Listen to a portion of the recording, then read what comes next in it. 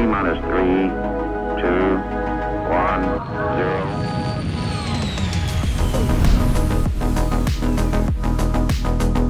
0. Hey friends, welcome back. Another episode of the Launch Sequence Podcast, another good week, another space games phenomenon. Folks, my name is Space Tomato. I'm here with a friend, fellow Inforunner, YouTuber, podcaster, streamer, Star Citizen, gamer, space nerd, Execute. Thanks for joining me, friend. Thanks for having me. Good to see you. You're looking so relaxed. I was saying just before the show, look how white and peaceful he looks. He makes me feel inadequate, like I'm trying to like match. you're chilling out. Yeah. That's good. It's the wardrobe. Yes, folks, we are back to discuss some more Star Citizen in this primarily Star Citizen podcast. We do get into more space games, but today we're digging into some pretty decent developments. We got a new event hopping into the game with the 4.2.1 update. This is actually a pretty good event. I'm excited to talk about it, but we've also got a new pseudo variant, the RSI Meteor, which I think, Execute, you probably got plenty to say about, considering the state it's coming in and kind of the trend of how these ships are being revealed. So we're going to talk quite a bit about that today. And we'll just kind of, I just want to, catch up with you, how the game is treating you and how things are going. So thanks for joining us, folks. Sit back, relax, or like if you're driving, keep driving, don't relax, maybe slight tension, and have a good time. Execute, my man. How have things been? They're good actually, considering the time of year. We're like you and I talking a little bit before the show. We're going into that lull period, and that can be a difficult time. Like you tend to get a lot. Like you'd notice it yourself. You get people that kind of come in and go, and you only really see them around Invictus and AIE. And I think we're getting a bit more retention this year. Would you say that's the case yourself? Well, yeah, I think so. I mean, their CIG certainly trying for that with their monthly patches and ships and stuff. That being said, I do think that there's more retention for people playing the game, but I think the overall number of people following the game fairly closely is actually smaller. Because I think while content is always driving people back and getting attention, it's that forward progress feeling of seeing new features come into the game that keeps people like dialed in week to week. You know, even if you're not playing the game, a lot of people don't play but just follow the development, and a lot of those people have just been left behind this year because there's stuff going on. There's like a couple updates here and there, but in terms of is it actually hitting, how are players reacting, and what is it leading towards in the near term future, it really just feels still like we're reading it all off paper instead of seeing tangible progress, even though we know it is happening. We'll be talking about that a bit further. What I was going to say is we've got Ship Showdown coming up, and I've always found that a really good metric because the final vote every year on year has increased dramatically. And that kind of has told me that even in those lull periods, the people that are kind of paying attention to the game is increasing. Essentially, even though it's that hardcore group of people, that hardcore group is growing as well, as is all the other groups in the game. I could see that. Yeah, I don't really know if I have like an annual metric like that. That works though. Well, how else are you going to get a metric? Like there's no real survey or anything else like that they do. And I just, following it like you and I do pretty much every day, it was just something I realized that was something they were polling almost every year, sorry. So it was something I was able to follow. You can go back and look at the numbers too. They're still up on the site. It is a little bit annoying that they did once give us like the monthly active users number in order to pump up how good the year was. I think this was maybe 2022, and then just never gave that again. Or maybe they gave it once another time, but they never give us like the same consistent metrics to try and judge how the game is growing in terms of players and community. And I think that's a little, that gives me a lot less confidence in the idea that the game is doing well. I think they should give us something that we can look at and be like, hey, the community is growing. Nice to focus on that. Well, it's like Paul says, it always takes some time to kind of turn the ship, right? To do something new. And I think they are still kind of learning as they go. I think the more we get into the community, the more community stuff we're going to see. And I think that's a part of this year. Like they realized how bad the game had got, and stabilizing it, fixing it, and all that is actually probably also a boon as they move into dynamic server meshing. But you put it all together, and basically it is going to make future stuff going forward really good. But yeah, It's hurting, it, man. Where's yeah, engineering? it is. Where is it? There's the Well, conspiracy theories around engineering are fun. So one of the well, one of go ahead. I can make it. I can make it real simple. Okay. Again, like I was saying, they're waiting for dynamic server meshing to go in. I think they're waiting till that goes in before they start to lay things on top of it, because otherwise they're That going to have to do it twice. I mean, but they've already said that engineering's supposed to be in the EPTU this summer. So Mm-hmm. at this point, the summer's not over. And from what I'm hearing down the grapevine, it should be like any week now, but any week now. and Well, I was it's going to say that'll be the next thing. That'll be the next thing coming. But also, I've heard that they're not doing a patch in August, so that would explain the engineering stuff. So it probably the September patch is the engineering patch. I don't know. I think that we're gonna see it engineering in the EPTU for like 5 months minimum before it goes live. Like I'm not even sure we're gonna see it hit the live servers this year. It's just so much. There's so much that it encounters and so much it can break. And if they're sticking to what they said at the beginning of the year, in that they would pass over live updates in order to keep the game stable while they kept testing stuff in the EPTU, I wouldn't expect engineering to come in the next major update after it reaches the EPTU. You know what I mean? No, look, I wouldn't rule any of that out at all. What you just said. Um, but I'm always more hopeful. Maybe that's the naivety in me. Like we saw tests also even like last week where they did the ladder stuff and then they retracted it to go fix it and then they're going to bring it back. So I think you've also got to look at it. Though it's in an EV PTU or an Evo Cardi, people talk about it. So if it comes out and it's in a shitty state or even a prototype state, people are going to see that. So I think they are thinking a bit more forward facing. And you think about all the other times they've been kind of burned in the past with that. Would that not make you reluctant? No, I definitely think they're taking more time on it. It's just a matter of marketing versus expectations. And they said, last year it was coming in 4.0 and it didn't go into 4.0. And then this year now they're saying it's going to be in the EPTU soon. It's not in the EPTU yet.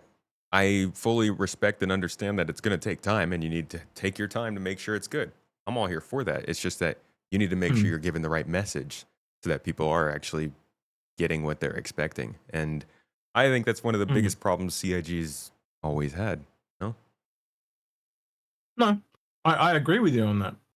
I don't know. It's hard because we are on the outside looking in, and we don't have all the pieces, and that relates to so many things in the game. Like one of the things I wanted to talk to you about. I'll talk about it later, but it is one of those things. We don't have all the pieces, so it's how do you tell what the picture is when you don't have them all? You know what I mean? Like if you don't have all the jigsaw puzzle pieces, you got a vague idea, but like you've only got to have one piece missing, and you miss the entire thing. Well, I hope it's going well for them behind the scenes. Like I said, the conspiracy theories are the best part. One person said that they didn't bring engineering in because they're trying to keep funding up this year, and they realize just how many players are going to not get big ships when the engineering comes in, so they're holding off as long as possible. Yeah. which is I would. Well, look. Let's talk a little about what I was going to ask you, right? Because this is actually as opposed to what you just said. So, one of the things that I've always found is it's very hard, even for me, with all the stuff that I know, and I know you'd be in the same book at this, right? You look at all the intended gameplay, and you focus a lot more on gameplay and features than anyone else. So I think you'd be very good at this, right? You tell me, with all the features that you know and that are coming down the pipe,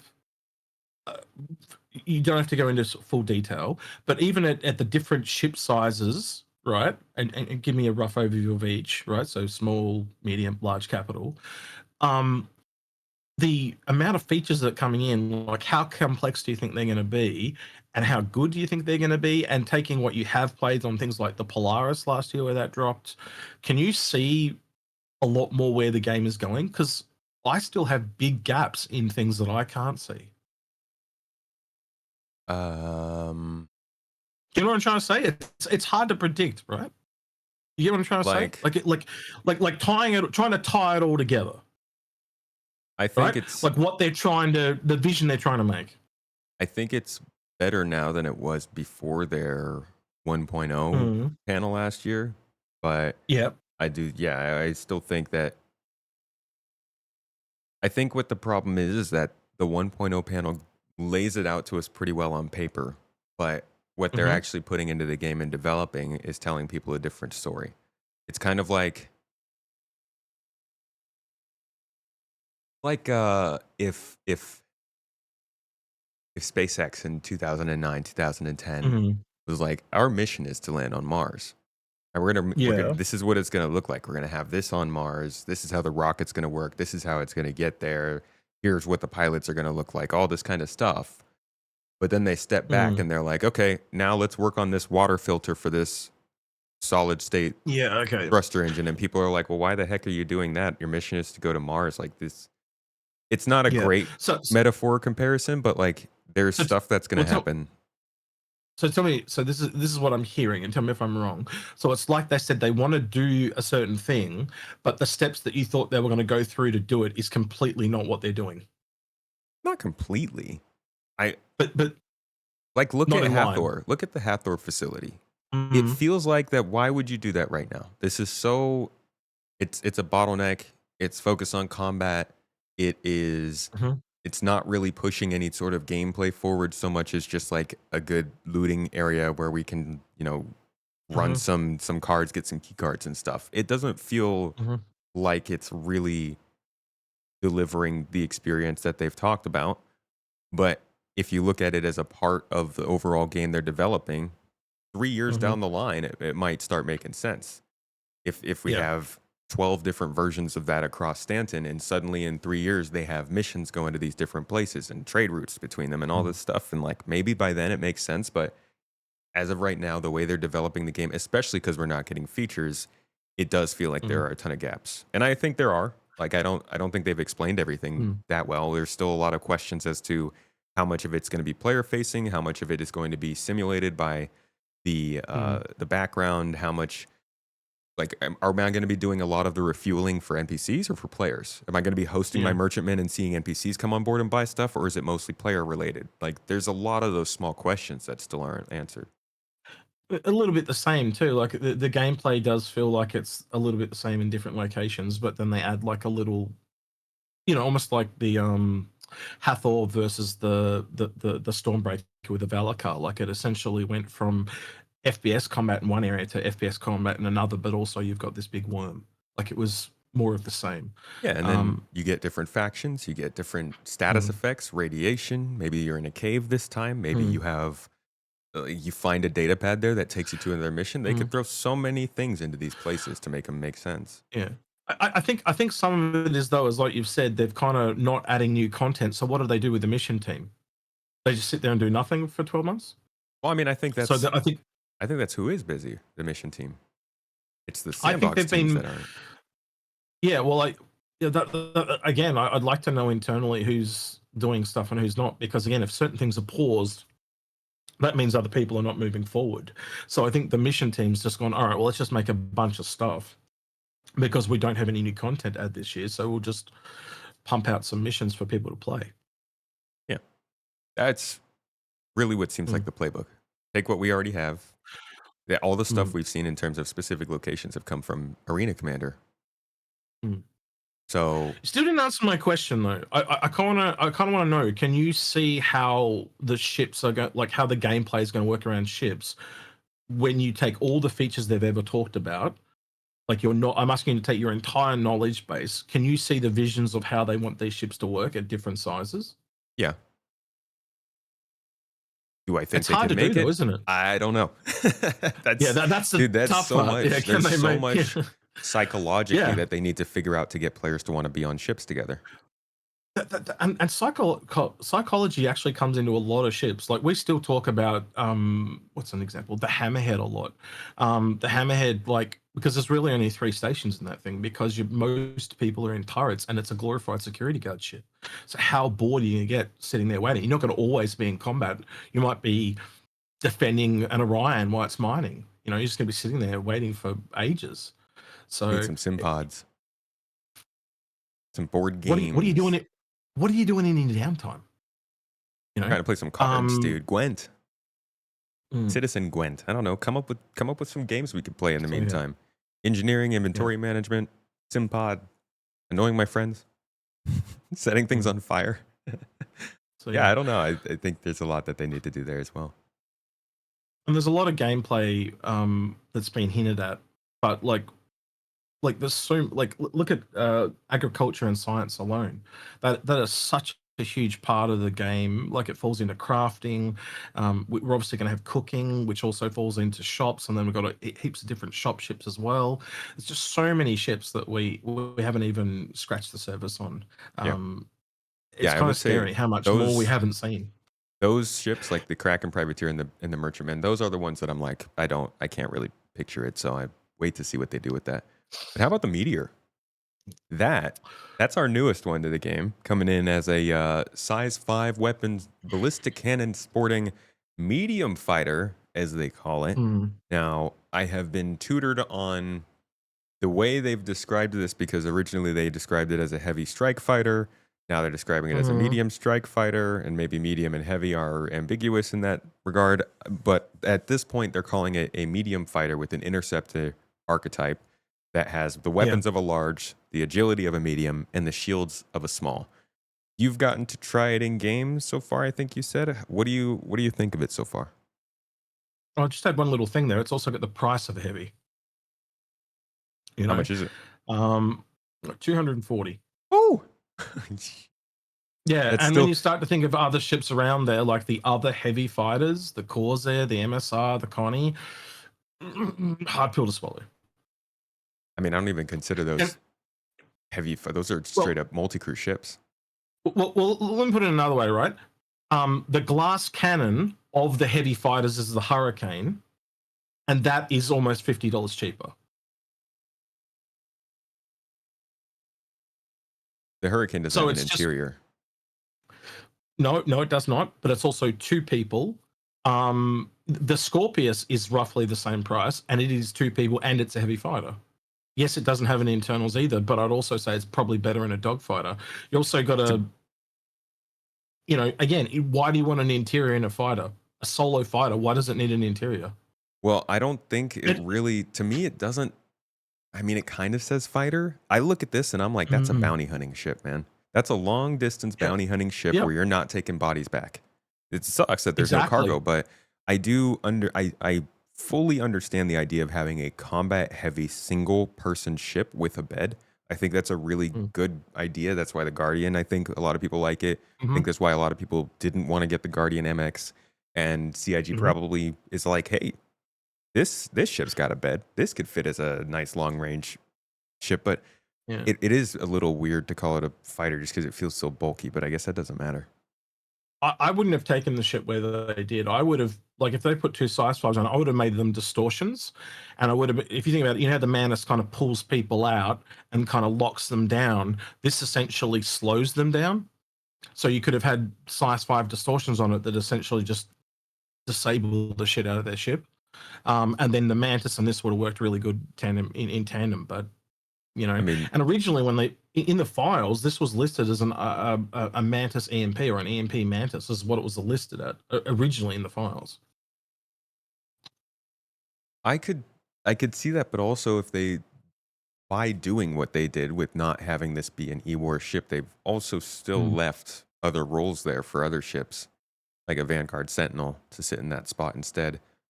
Or you could do mm, the what size threes? I think they are 4 size 3 distortions, and then have the ballistic mhm. cannons to You pelts can. the bodies as they fly out. You can. You absolutely can. Um, I don't know. I kind of look at it and it's just become another fighter, and another variant that is not the best. And unfortunately, over the year of an entire set of variants that are a little bit like that, um, I remember a guy at COG saying to me at the start of the year, "I'm really looking forward to seeing you in our good review of the ships," and I don't reckon he's doing that anymore because I've been tearing them asunder. They just haven't been the best. They feel a little lackluster, and I don't. Do you think I enjoy shitting on people's work, especially new people that come into the CIG and they, this is their first foray into making ships, and I'm sitting here going, "This is shit," blah blah blah. No, I don't want to do that. I want to say these are really good, but um, you can't shoehorn things into things and expect them to work. And you've identified it yourself. Like, again, this would be a really good bounty hunting ship, but it doesn't take any pods. It's got no ability to take pods. It's got no cargo. If it had two SCU, you could put someone in a pod in the two SCU. Yeah, Like, I I think wouldn't that'd have be put nice. missiles on this. I would have put a pod or a cargo area in the bottom where the missiles are. You know, But um, again, but that's just me. they might have been ready to do that, and then they realized if they did that, it would have invalidated another ship. And I think that is kind of a thing Yeah. that you start running into where you can keep making Yep. more and more diverse ships, but you have this huge matrix you now have to watch to make sure you're not treading too hard on another ship's territory. But at the same time, having Yeah. two different choices to do the same thing isn't a bad thing. Yeah, well, it's like I said before, we don't have all the pieces, so we don't know what being tread on and what isn't being tread on. So it is Yeah. a tough one. Um, but yeah, I agree with you. You do want to have ships that kind of tread on each other a little bit. But yeah, the price is a very hard pill to swallow. And Yeah. I think a lot of people they know people like the Mantis, so they tried to. Let me put it this way to the marketing person, if they ever watch this video, I don't know if they will or not, but why the Wow. hell would I buy the Meteor when I can buy I want the look of the Mantis, then I just buy a Mantis because it's cheaper. But I mean, it's not because you like the Mantis, but you also like Pew Pew. Well, again, see that's the other thing. What if I don't like Pew Pew and I don't like it goes both ways. Then go get a right? Hurricane. So yeah. I mean, it's good. Variety is the spice of life. Mm, I think it's. mm, I personally think that these ships that they're doing make sense the way they're doing them.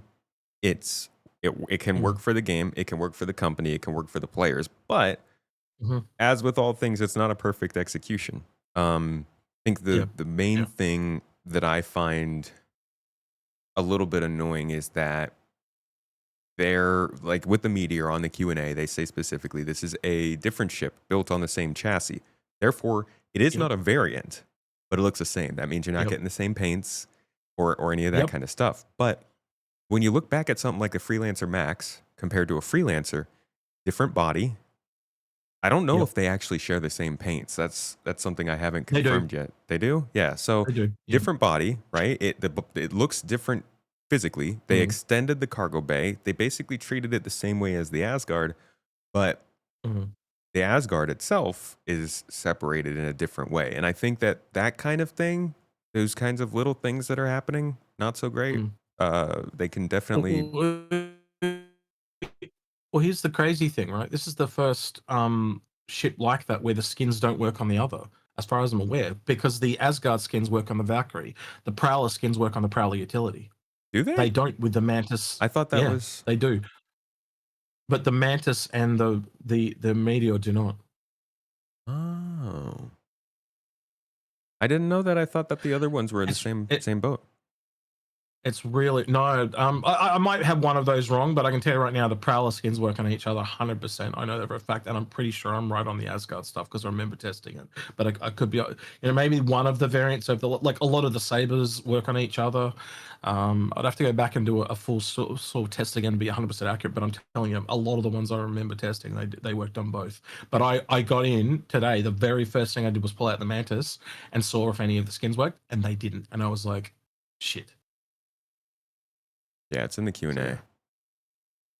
That's interesting. I need to confirm that. Y'all in the comments, I'm sure, are doing that already.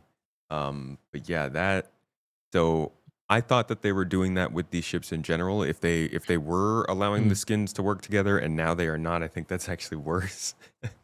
Well, the also the funny thing is the Mantis only has 3 skins. 2 of them those default ones, so like the black and blue one and the kind of snow camo one, and then the other one was one of the pirate Mantis ones they did. You know the one with the pirate day. Do you know one with the skull and crossbones? Yeah. So it's only got 3 skins. So it could have really used those extra skins, which is kind of funny to me. But again, why is that? Because it increases people to buy the Meteor. Well, That's what it is. It's a marketing thing. and I mean, I understand that you need to make skins for this ship because you need to also be able to support the creation of that ship. But I think if you are using another ship's chassis to do that, then you're kind of giving up that also. It's not a new ship. It's not a new concept. There's a lot of work being saved there. And it does kind of take away from how much you'll make from it, but balance it out. Balance it out by supporting both ships and building a good game and making people want to use this stuff. Because you're also stealing that look from the people that purchased the original ship, aren't you? But I wouldn't be surprised in a few months from now that mysteriously those skins start working on the Mantis after they've sold a whole bunch of the Meteors. I would like if they set the precedent and then we could just hold them to it the next time a ship comes out. Yep. And I mean, that's where we are right now. So if that is the case, and if it was working before CIG, you gotta come on. Yeah. you gotta move those skins over. Speaking of a few months, something else that I saw in the Q&A with the Meteor was, I think, kind of funny, especially given the last episode of the podcast. If you haven't checked it out, we talked a lot about the flight model. Check it out. But on that was this, with Avenger 1? Yeah, with Avenger 1. Yeah. On the Q&A, they also mentioned that the Meteor and the Mantis have a couple different differences, and one of those significant differences is that the Mantis is going to have better maneuverability, moving around like when you're flying around, but the Meteor is going to have a higher nav speed. So does that mean that fast? But nav speed is going away.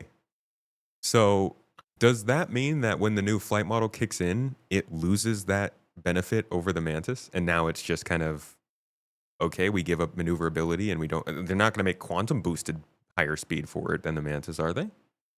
So your question becomes, what is the equivalent of that? There is none. And we don't know. There is none. They removed nav. What is it? Is it more boost? Is it more time being able to fly at that higher speed? Like so again, above SEM. We don't know. Yeah, because nav mode is going away. People keep telling me master modes is not dead. Master modes is dead. It's becoming an operator mode, the quantum travel mode, but operator modes don't change your speed like that. So you'll still be locked to that SCM speed level unless you activate your quantum boost. And considering they're not saying anything here about quantum boost, I'm wondering why is the nav speed difference even being brought up as a benefit if that's on the way out?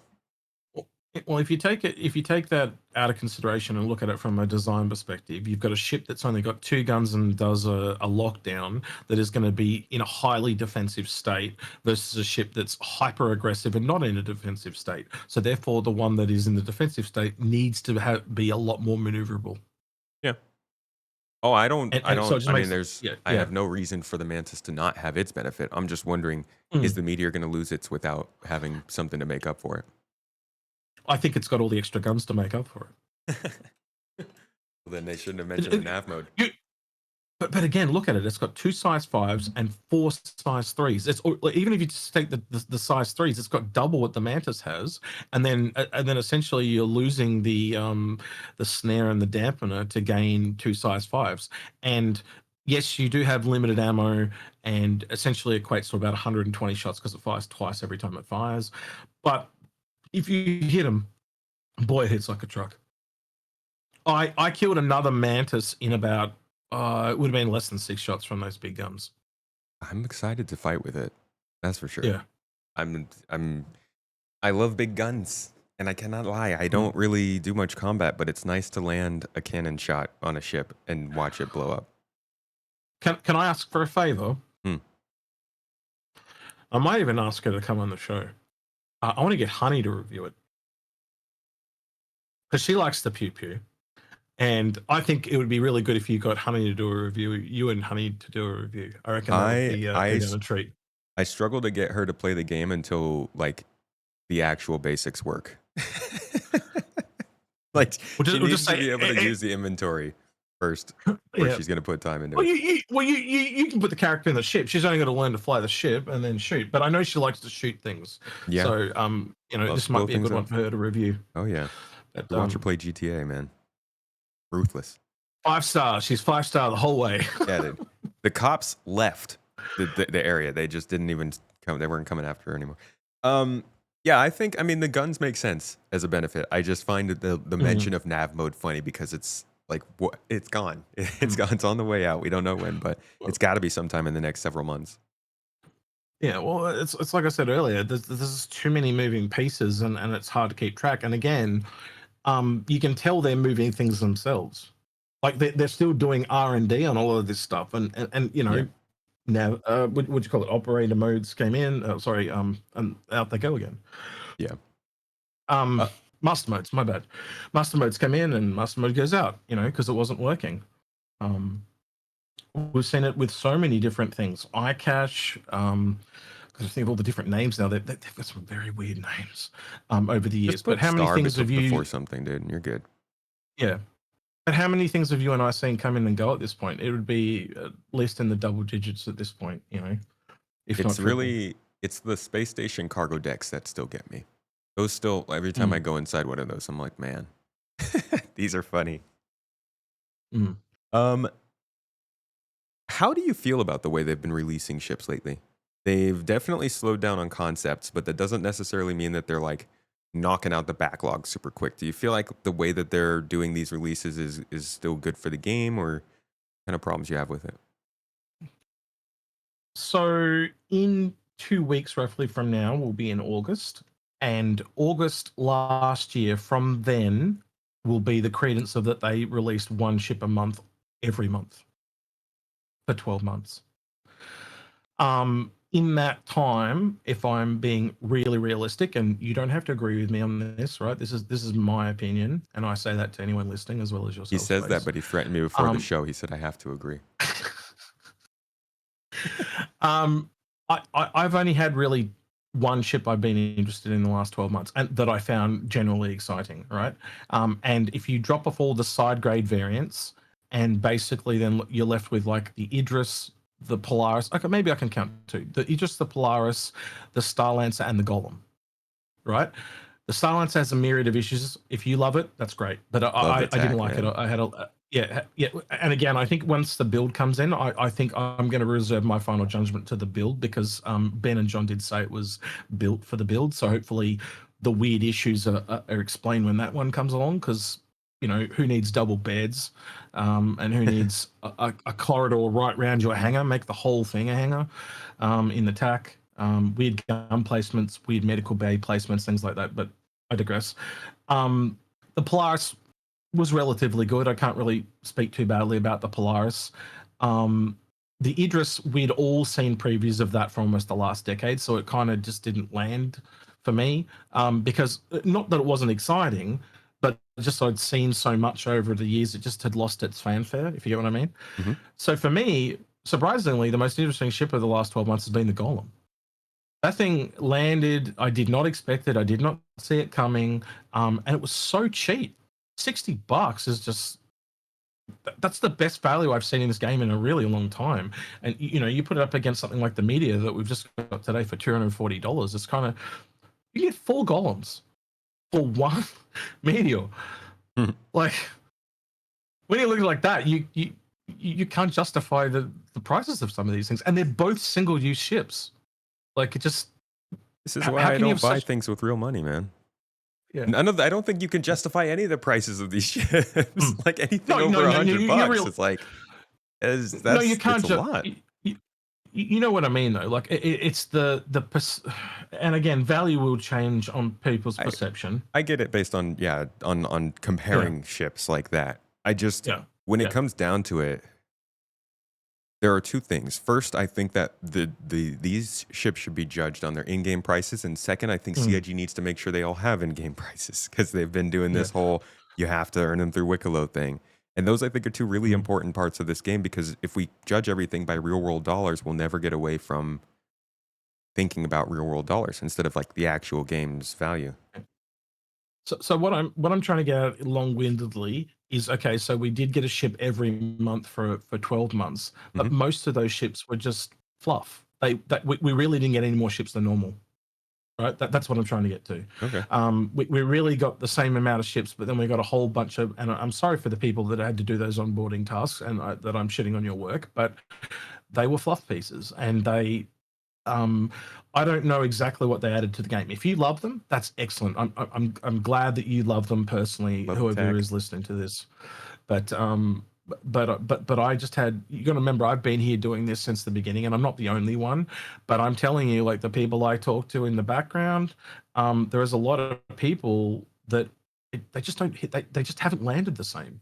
And yes, they are making more money because obviously there are more ships to buy, so people are going to buy them. But they're not going to hit for everyone. And let's look at the Mantis versus the Meteor, right, as an example, right? Those people that brought the Mantis at the time, do you think they feel very good today about the Meteor landing? That their look has been stolen? That the skins that have been given to the Meteor don't work on the Mantis? I don't know because they've also updated the Mantis interior. Like by doing this, they did update the old one, and I think that they Mm, owe it to those owners to do that. mm. The paint thing, I But you think, know, is a bummer, though. but your look and your uniqueness has been taken, Hmm. right? Right. Like again, they're not going to go make, it's like even if you start something small like an Aurora, the look of an Aurora is an Aurora, and if you give that to another ship, it's lost a little bit.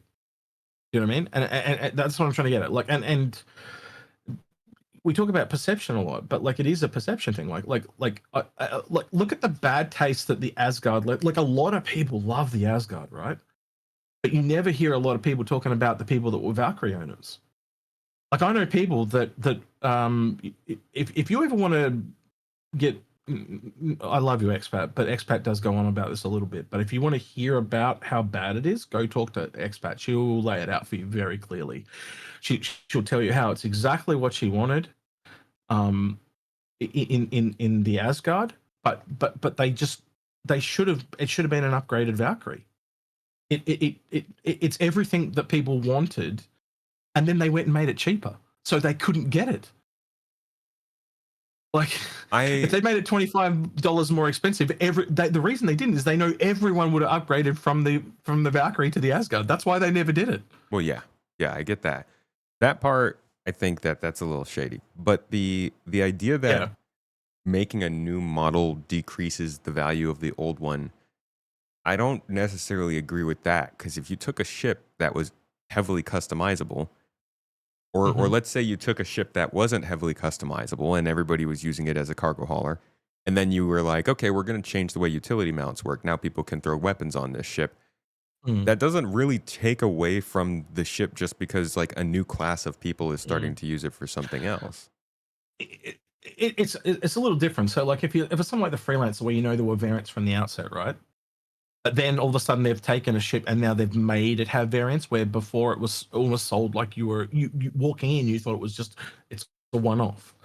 That's what I'm trying to get at, right? So if you pitch a ship like the Zeus, everyone already knew it had variants, right? You don't care about it, right? It's part of the thing. Like, oh, it's such a good ship. They've turned it into multiple different styles and stuff like that. But when you take something that feels like it's really bespoke, and that's why I use the Mantis because it's a really good example. There is nothing that looks like that until today. I uh I think there's certainly some point at which that becomes an issue, like Mm, diluting a yeah. brand if you will, but Mm, I don't think making like one or two other models of it is mm. really like I think Um, it's negligible enough okay. that I'm Yeah. here for the ship itself and what it means, what it is, what it stands for, what it's supposed to Okay. hit. If another ship comes out and looks like it, that's not so bad for me. If 10 other Mm, ships come out and look like it, then I'm like, okay, guys, come on. But I think there's yeah. there's a Okay. line or like a Yeah, spectrum. there's probably room for one or two. I'll give you that. But then there's other things they've done, like what they did with the Asgard's probably been the most egregious one, where they literally made it almost exactly the same variant, and then basically just Hmm. made the other one just redundant. And they deliberately designed things into the Asgard to make the Valkyrie seem better. Like they just removed all the seats. If they'd left the seats in there, the Valkyrie would be dead. Cool. They really should have just done it as an upgrade to the original Valkyrie and been done. Give me 1 second. But Sorry. yeah. Take your time. I'll sit here and dance like a monkey. No, this is for you to edit out later, honey. Nope, we're good. So yeah, Okay. the Asgard situation is that is a weird one. Yeah. But as So far it's a as the slippery ship, slope, is what I'm essentially trying to say. It's a slippery slope. Yeah. So I'm trying to. so as you know, far as the ship releases go, though, you've just generally not been liking the direction it goes in. What do you wish they were doing instead? More new models or more of the backlog? I'm totally fine with them doing the onboarding tasks. I just wish that they were a little bit more thought out. They just seem a little bit samey, and you got to be honest. There's way more fighters in this game than anything else by like an Yeah. astronomical mile. I mean, dude, Like they're yeah. building Squadron. That's the Well, PQs okay, always. I'll give you a really simple example, right? Imagine this, and I'm even going to give you what I would build, right? Half raft, half SRV, and it's a refueler by Argo. They We would have release it. refueling gameplay, and then They break would- the gameplay. They Yes, would I know. release it with a marketing picture of it shooting in a dogfight. They would. Yeah, Because you more can than find, likely. guys, you can find a raft picture. The freaking Argo raft shooting, flying headlong into battle, shooting its forward facing guns, not even like shooting in defense with its turret. It's so funny to me. But yeah, I mean, that would be cool. I think Using not- gameplay they already have that's not combat is what I'm trying to say. Yeah, which is kind of like what the event today is doing.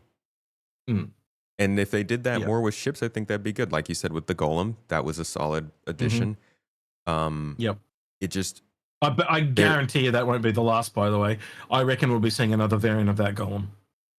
100%. I'll be really surprised if that's the only one we see. Well, I think that they're really just missing the features, and that's we just going full circle. We're coming back to this year has been low on features, which means low on that kind of feeling of forward progress, which means low on that feeling of forward progress in ship types too. Yep. But again, looking forward to the future. More gameplay comes in. You get dynamic server meshing. Things start opening up a bit. Look at all those things that were meant to come out the end of last year. Like you said engineering, scanning, bounty hunting. There's a lot more variants sitting there in the wing. Like the Marquee Mark, obviously. What do you call that? The Zeus Marquee. I call it the Marquee Mark. Yes. Just sitting there waiting, ready to go. And it'll be the same thing for the Hawk. They redid the Hawk as well. You've got to imagine they've done updates to the Cutlass Blue scanning. You can already see hard elements on the ships for scannings coming in. So it's being worked on. It's just sitting there waiting. I'm so nervous about what's going to happen with bounty hunting. We're so blind on that now. We haven't heard like a full layout of how bounty hunting would work in 6 years. 6 years.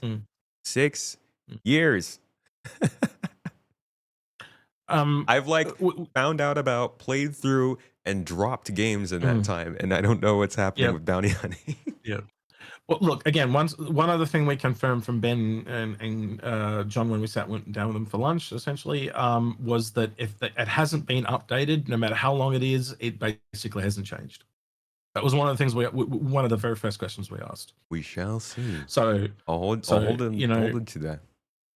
Yeah. So, the design documents haven't changed. They haven't updated it. Yeah. And things do change, that. But again, we've got things like Death of the Spaceman where it hardly even changed at all in 13 years between drinks. So. Yeah. Well, Death of a Spaceman was always ambiguous enough that I think they can play it out in some different ways. I think actually Paul has a really good one of his recent Astro Historian videos on that. I think explains how it could work in game fairly well.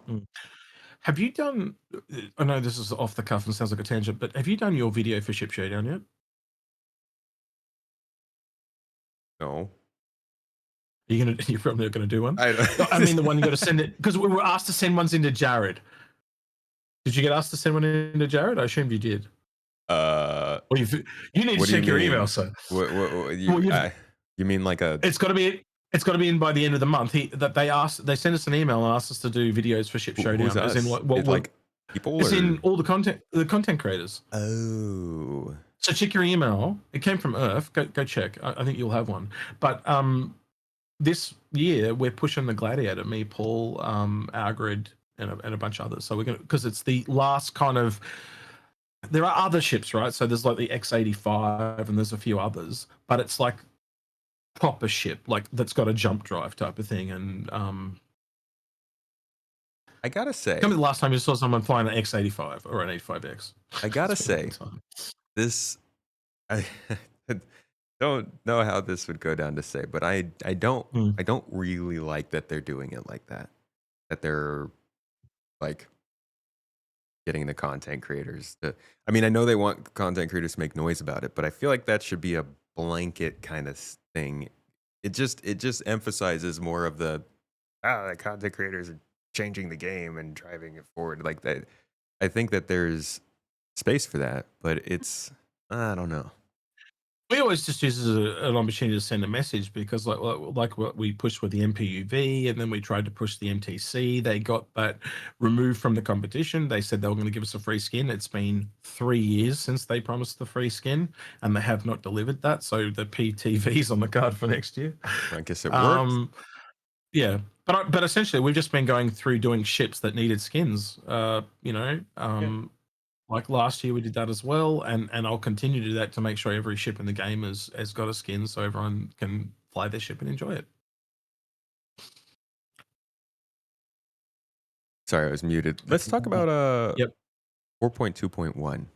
The Mhm. new event coming in with that is, first of all, an actual event, which I think this is Mhm. the most important time for everybody to like sit back and look at the other editions that have come out this year and recognize those aren't events, because Mhm. at this point, if people get confused on the terminology and they think that, oh, Hathor is an event, ASD facilities are an event, this is an event, I'll just wait until next patch when less people are doing it, because then it'll be easier and there won't be people there. It's going to be gone because this is an actual event. Yeah.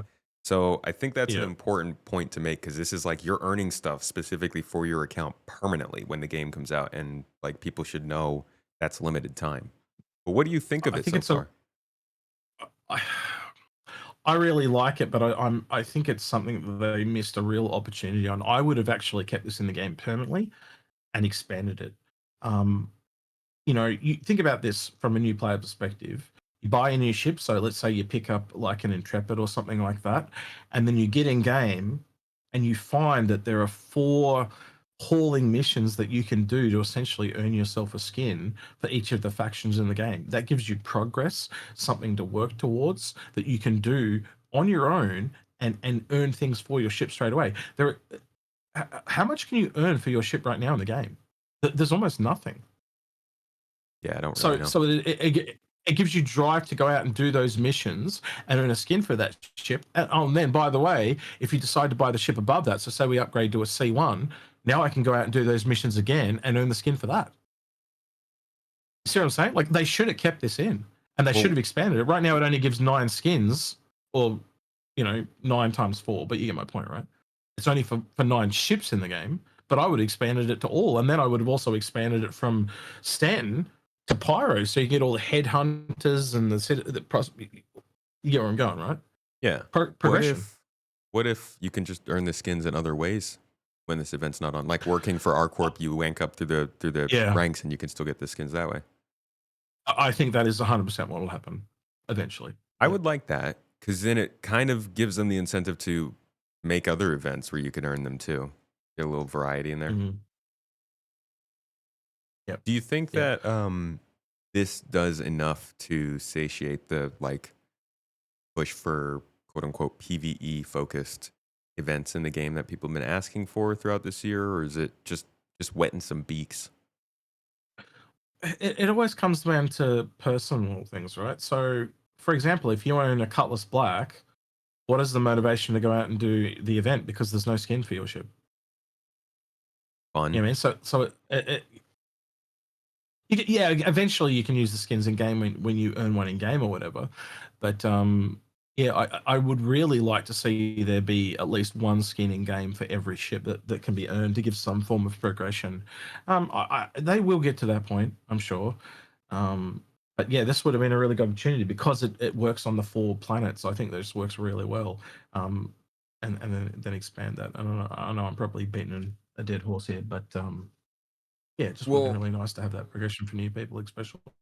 I think it's good to also like make it clear to people that it's not just ship skins that you get when you're Hmm. completing this stuff. Like there are some other things that pop up, right? Yeah, there's armor sets, clothing sets, there's weapons and there's a weapon at each point actually. You get the all what is it? The Volt pistol, the Volt SMG, the Volt shotgun, and the Volt rifle, Yeah. and I think you get a multi tool as well. And Mhm. then there's got the armors as well. That's in the 4 different planetary colors, and the big winner overall is going to get a black variant of that as well if you get to stage 5. But from the image I sent you earlier, it looks like Hurston's going to win that by a landslide. Yeah, people are But yeah. really pumping up Hurston. I'm Mm. I think it's I what do they need to do to make sure it's not just the coolest skins win? Because Hurston's fucking awful. Like they're not a good company. I Mm. think if this were No. a Well, they realistic, like what company do you feel represents you and the things that you kind of want to keep progressing in the stance and system, I don't think Hurston would win. you can tell from the advertising there's clearly a bias against Hurston from internally, and there's clearly a push for Microtech because Microtech appears twice. They have a photo with all the stuff, and Microtech is the only one that appears twice, and they appear to make Microtech the funnest place to hang in the advertising as well. I mean, it There's is. very clearly a bias towards Microtech, and again, if you look at the vote, Microtech has the worst skins by a country mile. And let me clarify that. That's only because the default skins are mostly white, Yeah. and so is Microtech's. Yeah. If they're just for this event, right? So eventually all the Microtech skins can be white like they are. But I would have gone. Their logo is like green and blue. I would have gone with green skins to differentiate them from Crusader. So green with blue, where Crusader is like at the moment blue white and it's got like orange glass. The only cool thing about the Microtech skins is it's got the green glass. I would have just slightly switched around their color palette just for this event. Right. And again, I think that's how I would have done it. And I can guarantee if they'd gone with green, Microtech probably would have been probably the most popular See, but that's what I'm saying. without him blinking. It's Yeah. it's not only are you saying that there is a bias towards Microtech, which I disagree with. I Mm. just think it fits their marketing, but you're also saying that Microtech would win if they had better skins. So like Have you seen the vote? They're coming second right Microtech? now, and I they've thought you got said the they were in last. worst skins. No. Look at the image I sent you on Discord before. Right, they are coming second overall. Right, because a lot of people live out of Microtech. There are a lot of people, and it wasn't known until Crusaders today in that last. there's going. Yeah, and I would have honestly thought Crusader would have been second or third.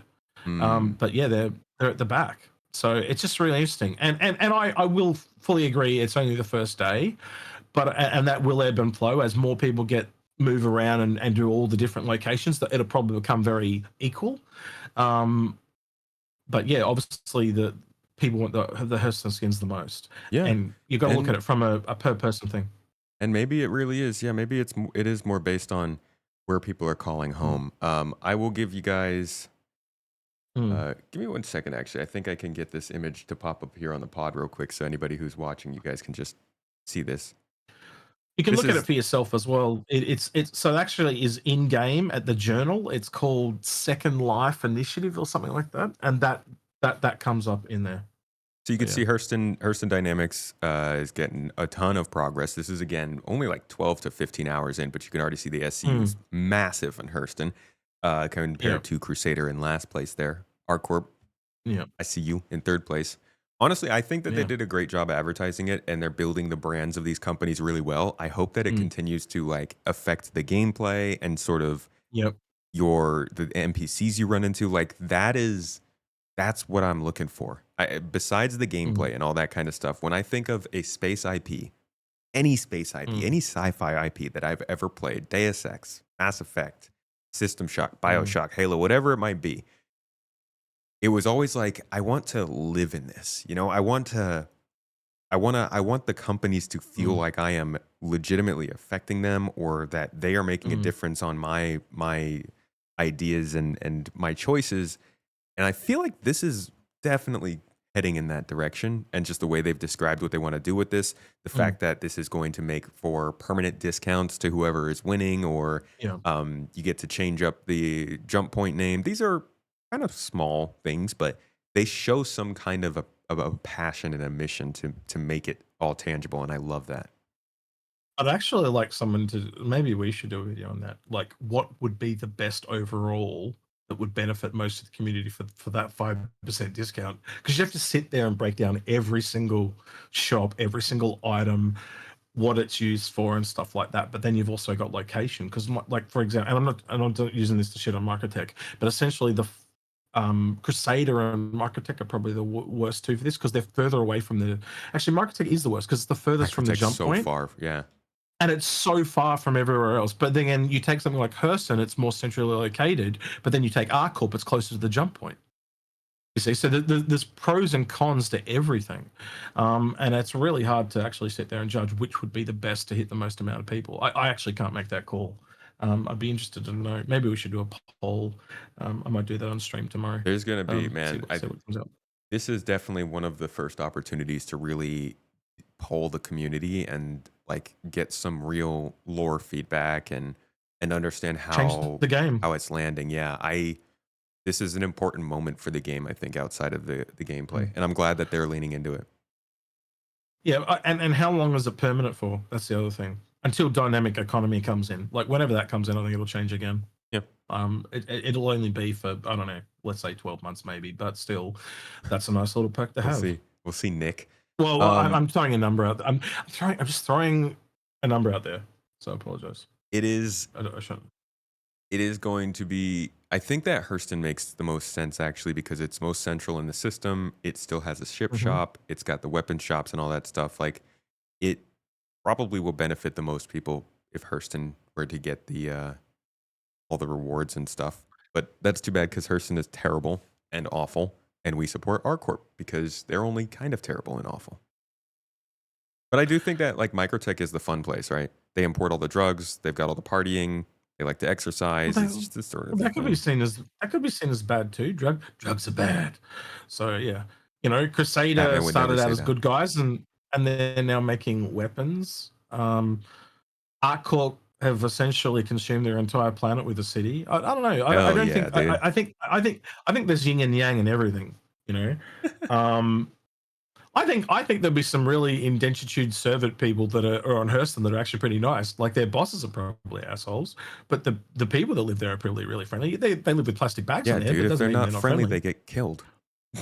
Yeah, pretty, It's like, don't let anybody know that you're miserable, or else you yeah, will be. yeah. And that's, art imitating life. You've got to have all different types. I love the diversity we have in one system. I think that's really cool, and I'm looking forward to seeing the game expand and all the cool little scenarios they can throw into the game. You know, you think about all the cliches in sci-fi's that we've seen, and I've already seen close to 100 of them in Star Citizen already. Like, even in ship design, like, you cannot look at that new ship today, the Meteor, and not see Star Trek. Like, it's almost impossible. It's like they've taken the Enterprise and just shrunk it. Yeah. You know, I actually think the and Mantis it's looks really more cool. like it. But yeah, I definitely see Mm, that in the design. And there's a lot of chips like that. I did a video on that a couple years ago. mm. Probably about time for another one. But I We, think that that's we kind of a had strength. well, we had someone on stream a couple of weeks ago. They were talking about like ships that we'd like to see from other franchises. And someone brought up the Klingon Warbird, and the ones from like Star Trek Far From Home and stuff like that, and that as a Tavaran ship. And then someone else brought up the Romulan Warbird, and again, that would also work as a Tavaran ship. So you could actually literally go around a lot of the sci-fi franchises and pull that stuff in. And someone then linked to me the ship from Stargate, and I went, it's literally the Bengal, you know. Yeah, I think I remember And you you start to realize, yeah, there already are some of the ship. There's quite a lot of them in game already. you were talking about that on a recent Inforunners, right? Yeah, yeah, I think yeah, I remember hearing yeah. I you say will. that. Um, Mhm. Yeah, I think the ship, like being able to reference other things is pretty cool. Star Citizen Mm. obviously has to go pretty far beyond what we see in like movies and stuff. They got to make them Yeah. realistically traversable, properly sized on the interior, exterior, add all the damage states, all Mm. the moving parts. And a lot of the ships are out of date, but anything that they make, even if they took a direct copy from another IP, would still take a lot of work on their own Mm. end to figure out what it would look like. That being said, don't do that. That might get you in trouble.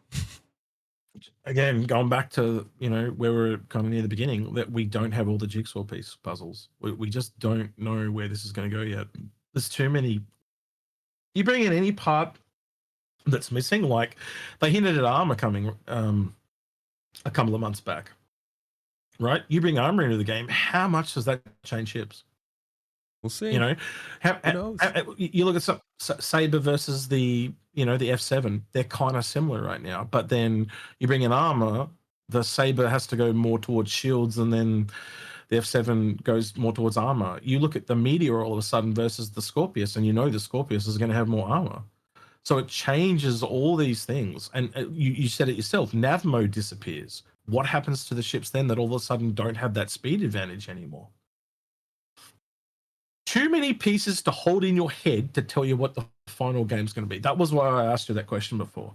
And not only that, holding it and knowing that they're all going to change is another part of it that makes it really difficult to predict where we're going to be. That's And, That's why I'm so excited that ship combat is not a big focus of mine. That seems like it's going to be the hardest part to balance. I think they've got a lot of things that are hard to balance, but I know they can do it because they have a lot of ships too. And I think you'll find, look at all the games that you've ever played, they are constantly balancing and moving things, and I think that'll be a common phase of the game. And not only that, they introduce a new weapon. How does that weapon then, when it's applied to all the ships, affect all those ships? Because it'll probably elevate some ships and lower others. Yeah. So yeah, it's going to be a skill-based thing. Like you're going to need to. Like, it already is. Like look at how I think about John Citizen. Right, you get him in and he can just mine like it's like so easy, and I'm sitting there pulling my hair out, going, "What the hell? This doesn't make no sense." Yeah. But it just everything comes so effortlessly to him. But then if I take John and put him in a combat situation, he's a bit So it goes both ways. We've all got our gameplay. Speaking of exactly. which, in the resource drive, what have you been doing so far to make progress on it? I've just so I was in the PTO. I went around and did all of them. I unlocked all the skins. I tried out a whole bunch of different ships. I will say that the Raft is going to be a really popular ship for this event. It now carries 180 SCU of cargo, and that is like they've got different sizes, but for the largest one, it's exactly 180 SCU of cargo. Mm-hmm. So it's going to be really, really popular ship for this because why would I take a C2 when I can take a Raft? You know what I mean? Like it's so much smaller. It's just easy to use. Can you rent a Raft? So yeah, you can. Oh yeah, You can. okay. There's the strategy. Rent it for up to a week. Yeah, Yeah, yeah. that's the strategy right there. And you can get skins on it. So you got skins from all 4 locations.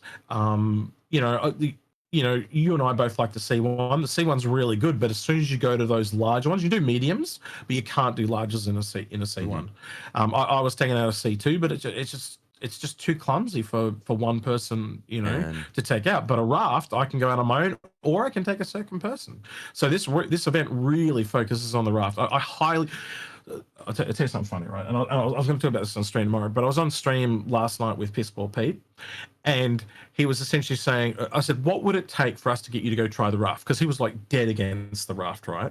And just because someone would have to essentially give me $100 in a tip for doing it. I said, what if we break it up? What if I crowdsource this and we get, like 4 people to do $25 or whatever? He's like, oh yeah, okay.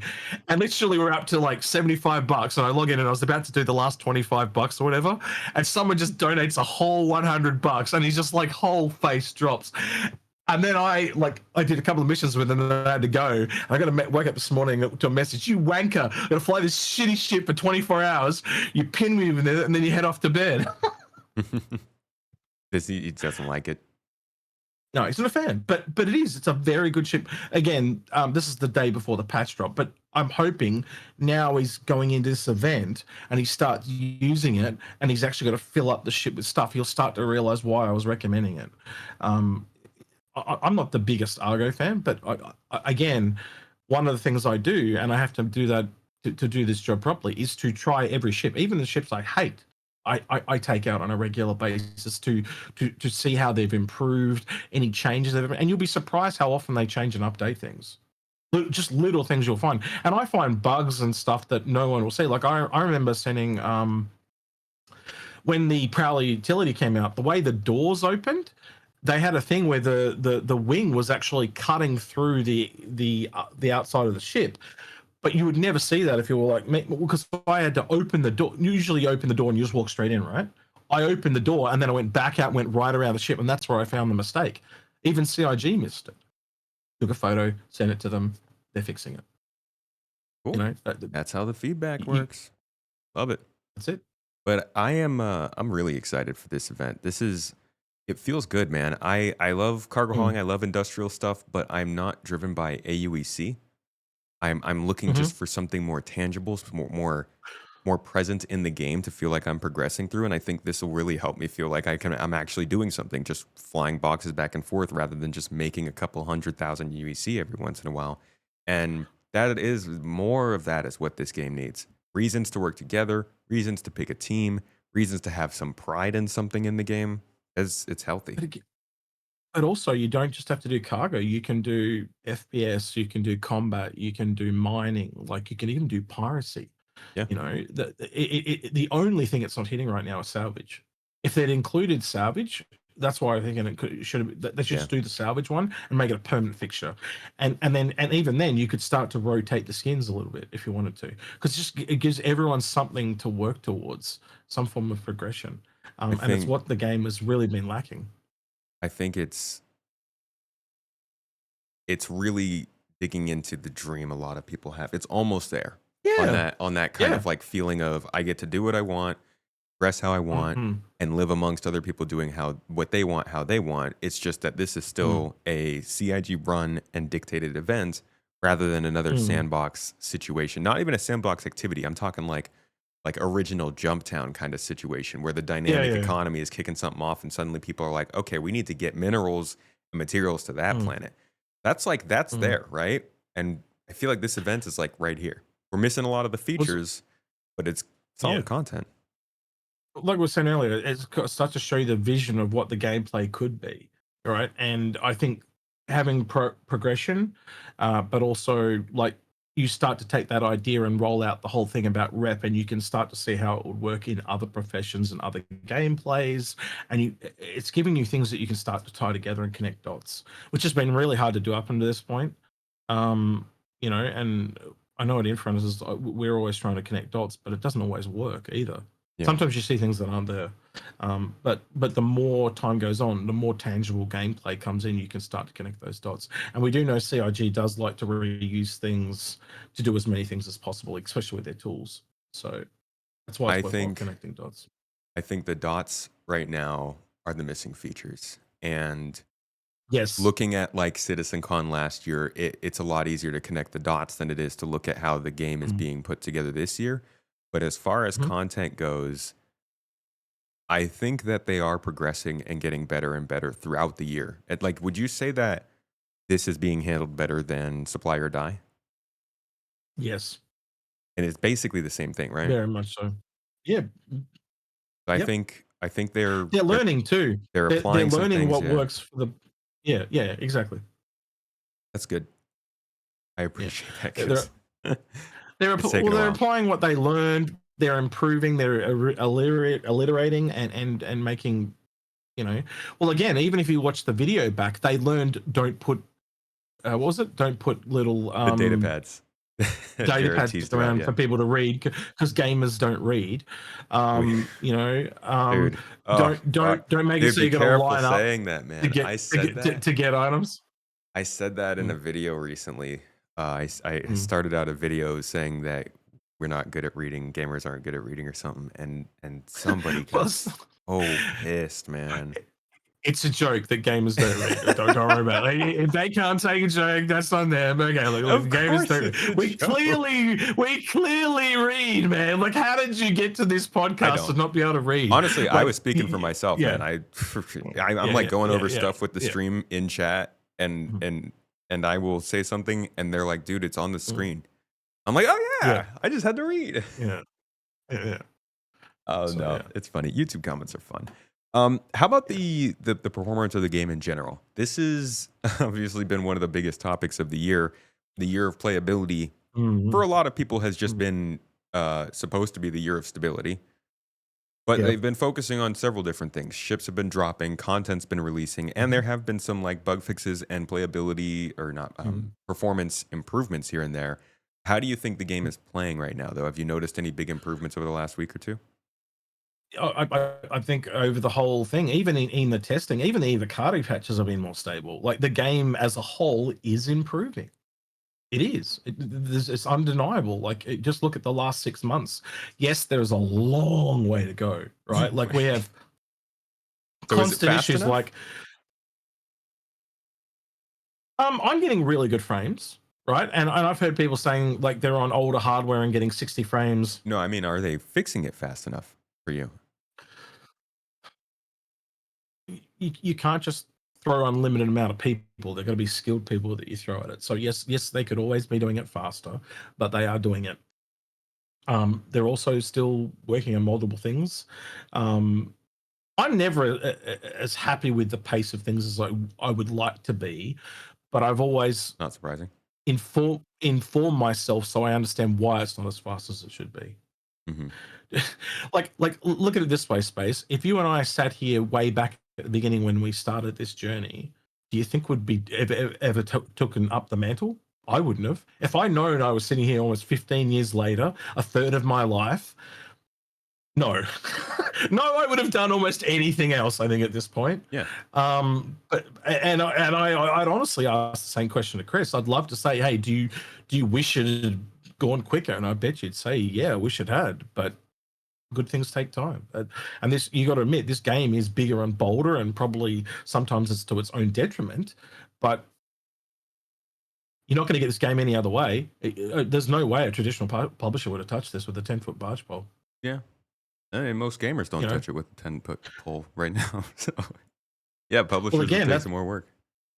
The only way this would have worked is the open development, so people could see it as it goes along. But because of that, it's taken too long. It's had warts and all. I don't know. I am really looking forward to Squadron for many reasons, but one of them is just to see how much it changes up the community. Like, one thing Paul was saying on his stream earlier today, and I agree with him 100%, is there are going to be people that come in once Squadron comes in, and they're going to have no interest in Star Citizen, but they're going to absolutely love Squadron. Yeah. And they'll be going to be really keen for episode 2 and 3. Yeah. People keep saying things like everybody who's interested in Squadron has already bought it. It just blows my mind. That's like, why in the world would that be the case? The game hasn't been on sale for like 2 years now. They don't even exist. They haven't even. They scary thing. They hadn't even released marketing yet before they took the game off the store. So now there are whole new generations of people who are getting their first computers who are like, "Wait, this looks cool. When can I get it?" Like, why would it be that everybody has already bought it? Did I tell you why they took it off the store? By the way. So that they could get a big rush of people interested when it comes back on. No. The official reason, and I won't tell you who said it, right? So I'll predict their anonymity, but we did actually find out from the horse's mouth, was because when you brought it, you got nothing. You didn't get an item, you didn't get anything, you just got a future game and you got nothing. So they removed it from the store because when you gave them the money, you got nothing in return. I mean, isn't that what pre-orders are?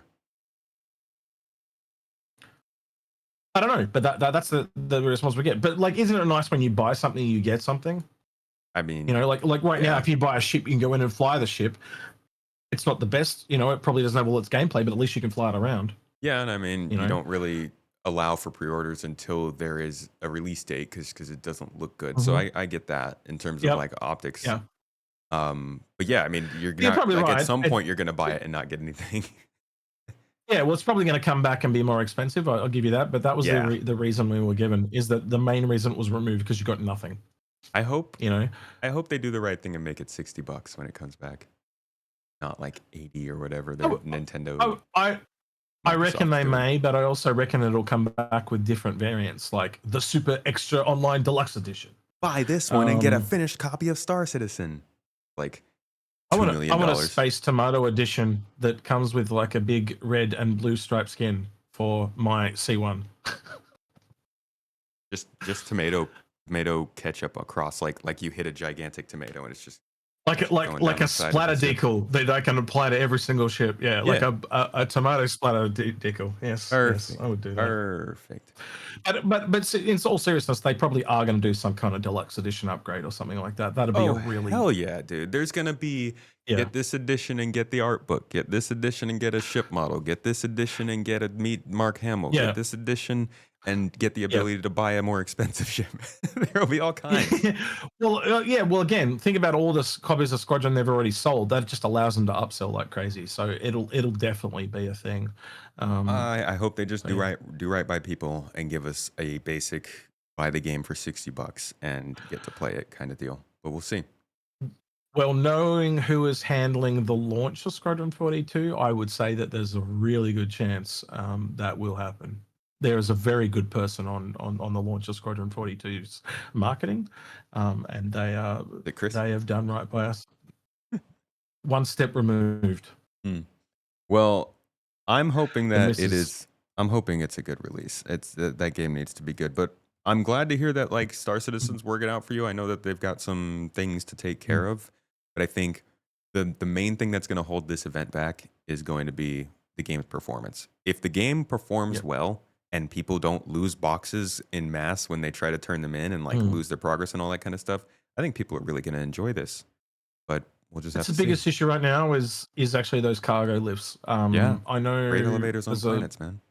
I've had issues with them in the PU. They have vastly improved, but I have run into people today that have been having those issues. There was one guy going on about Crusader saying all the ones at Crusader were stuffed, but I had one stuffed at Hurston myself. So, you know, go pick up another mission and go do it, and it takes you to different locations. So sometimes it's just the area is broken, not the entire mission. Looks as in like you can do the mission somewhere else. Looks like in chat reports coming in that Hurston's are all broken right now. See, it's I've done 3 they're first, and Crusader, so Hurston, yeah. Microtech, R Corp all broken. Yeah. That's the thing, dude. Is like they can have a great Mm. launch. This is the same thing with 4.0. Yes, we hit this big milestone. This stuff could be good. It could be a great time. But if the game breaks, then it ends up being a bigger embarrassment and disappointment than anything because people got so excited for something that looked good. So the other way to look at it is, what if they'd never done a year of stability and then they released Squadron 42? You see what I mean? Like I think them taking this time to actually improve Star Citizen, because Star Citizen at the moment is a detriment to Squadron 42. Yeah. It's not, that they have to have Star Citizen in such a place that when people come along, like I said, that there'll be people that come away to play Squadron and they won't be interested in Star Citizen. But why would they even look at Star Citizen if it wasn't in a playable state? Yeah. You generally only get one chance to make a first impression, and then you're done. So if they come along and that thing is just not working, they're not going to stay. Well, we'll see if they can pull that off, because as of right now, it's not doing well. But I'm guessing we got like a year until Squadron is realistically close to release. So we'll see what they do in that time. But they've got their work cut out for them. And I think... I'll ask you this then. Do you think we're going to possibly get a date at CitizenCon this year? Or a window? Or a narrowing of the date? I don't think they should, but yeah, I think they'll narrow it down to a half of the year at least. Or maybe they'll delay it. 2027. Keep it out. Just 2 years. There's no way they're delaying it. They would be crucified. Bro, I said that, and about... I'll be hammering in the now. Don't worry, I'll be be the first now. No, realistically, I think you'd be aiming for around CitizenCon next year. But I don't know. I can't see why they'd go earlier, because again, as well as I do, they try to sell games around that holiday period. And again, if you start that hype train in October, roll into November, December, that's a nice window to roll in. And you got to remember, we're not going to be starting with the same monetary budget that bigger AAA games have. It is going to require a lot of word of mouth. But again, you look at the trailer from last year, that shit is going to do a lot of talking. You know, you're going to, like they'll hand out, like, Space Tomato will review it as an example, right? And he'll talk about it. All the other content creators are going to talk about it. There's the ball rolling, but then you get IGN involved. You get PC Gamer involved. You get other big creators that just do space games. It's all word of mouth. It's going to start. Yeah, it's majority going to be word of mouth. And I would say, unlike it was in times of old, it is moving to a more YouTuber economy. Like, especially movies is a really good example. Look at people like Critical Drinker, Nerderotic. I can go through a whole list of people that do movie reviews, whether you agree or disagree how they go about it. They've definitely got so much sway now, it's kind of crazy. They have way more pull now than, like, gaming journalism is dying. I think I read the other day in the States, they're down to less than 50 gaming journalists in the United States. That's crazy. Like companies? No. Actual individual journalists. Kotaku is dead, man. I don't know if you knew that. The other day, Kotaku got sold off the other day. I mean, 50 people in a country of millions that are those are the only people reporting on games? What are they using to define gaming journalist? I don't know. But again, they're not held in the same regard that they was, because they were caught lying so many times. They went from being very independent and talking about it to kind of being paid off a lot, and they felt a lot like shills. And then you look at individual people now, like Critical Drinker as an example. He's very popular because he just tells people his mind. And if you agree with him, you go watch a movie, whatever it is, and then you see his review and you agree with him, the next time he goes out and does a movie and you haven't seen it and he says don't see it, you're more likely to agree with him. And that's what's happening. But if you go watch a gaming journalist, they tell you it's amazing, you go play it and it's terrible, you don't go play the next game they say is great. And that's what's happened. There's this disconnect between gaming journalists and people that play games. And we've seen videos of them playing games and they're terrible at it. There's a really famous IGN video of one of their journalists playing Cuphead, right? And in this video, he's literally trying to jump from a box to the wall. It's the literal tutorial, and it's telling him on the screen how to do it, and he can't do it. And this guy's meant to be reviewing games that the rest of us play. I would love to introduce you to the world of YouTube grifters. Those people you're complaining about, they didn't go, they just moved to YouTube. It's still the same people. They're just going to still scam folks in different mediums. It's just a matter of who can you trust. You gotta. But again, vet like your people. some of those people have successfully moved to YouTube, but there are other people that have been, considered high-ranking journalists, and they've moved to YouTube and they've just completely flatlined because nobody's got interest in their actual take. They've burned all those bridges. And again, look at all the people that have crapped on Star Citizen. I think this game has to work on its own, bringing it back full circle. And I don't know how well it's going to work on its own with Star Citizen in the state it is. And I think that's why this push has happened. Bringing this conversation. Oh, definitely. They need to. It definitely needs to be up to a higher standard. Events like these will help, but they do need to work. And as we're seeing in chat, currently day one and we're broken. So we'll see what happens over the next couple of weeks. There'll be hot fixes. Yeah. But I think we've got 2 months for this. I think we've got 2 months for this event too, because again, I don't think there's a patch in August, so you probably got a little longer than what you expect. I think that's probably why it's a bigger event than normal. We shall see. I hope they say something about that soon. Thank you, X, for joining me for this talk. Hitting the Meteor, hitting 4.21, the state of the game. I hope you guys got some good information from this, got to keep up with what's going on currently in Star Citizen, and got a couple good laughs and opinions out of it. Can you let folks know where they can find the Execute content? YouTube Execute? Yeah, we're just on Inforunners. You can watch us on Twitch too when we live stream. We do that on up over Fridays, down on Saturdays. Time differs. It's usually, oh god, man, I'm terrible at promoting myself. I'm really shit at this. I'm a guy that likes the game. If you want to come talk about the game, me and Agra talk about the game when we live stream. We do a recorded show on YouTube, basically once a week. That's it. I'm terrible. Paul is way better at doing this than I. It makes me feel, and even you are. and Loken. I don't know. I don't like talking about myself. I'm just not good at it. Well, Um, I think yeah. people figured it out. And if you guys couldn't follow Mm. that, the links will be down in the show notes. So, click, give us subscribe, check it out. Sometimes I'm over there too. I am an Inforunner. So Yeah. sometimes we have some good back and forths.